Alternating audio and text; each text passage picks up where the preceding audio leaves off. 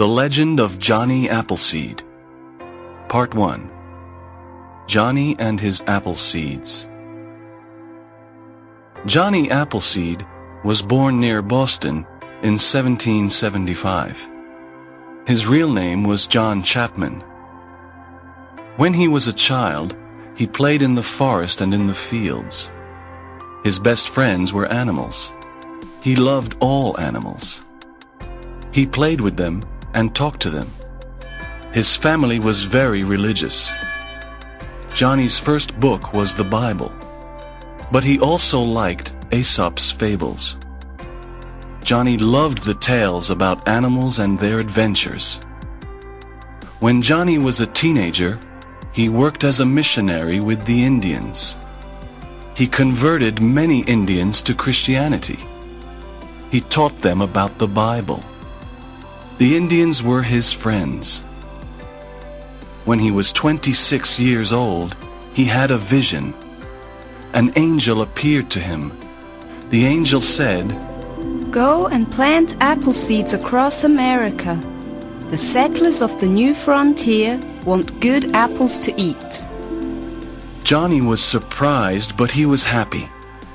He was a kind person, and he wanted to help others. He took a big sack and filled it with apple seeds. He carried this sack on his back. In one hand he carried the Bible, Aesop's fables, and other religious books. Now he was ready to cross the continent and plant America's favorite fruit, the apple. Johnny was an unusual man. He was tall and thin. He had long hair and a beard. He never bought new clothes. He wore an old coffee sack and the old clothes people gave him.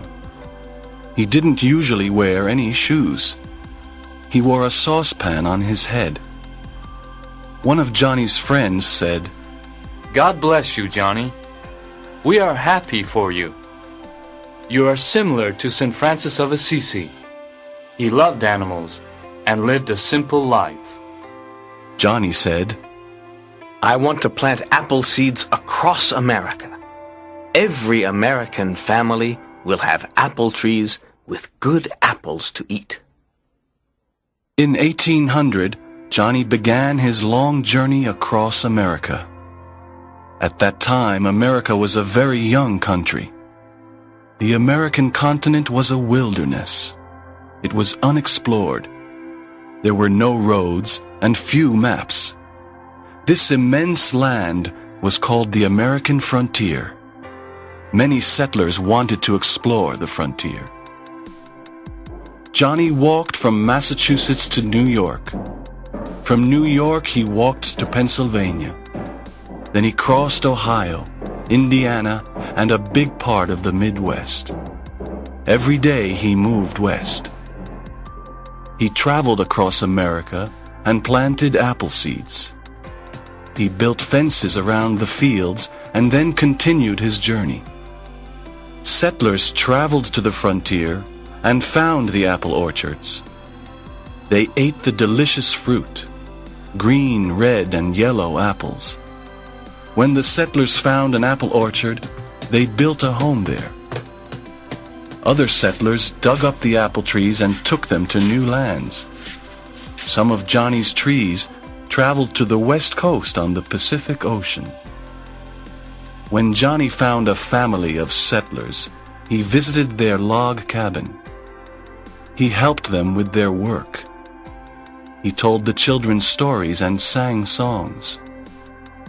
One day, Johnny visited a family of settlers in the Midwest. This family loved books. He gave them a few pages from his books. "You can read them and give them to me when I return in a few months," he said.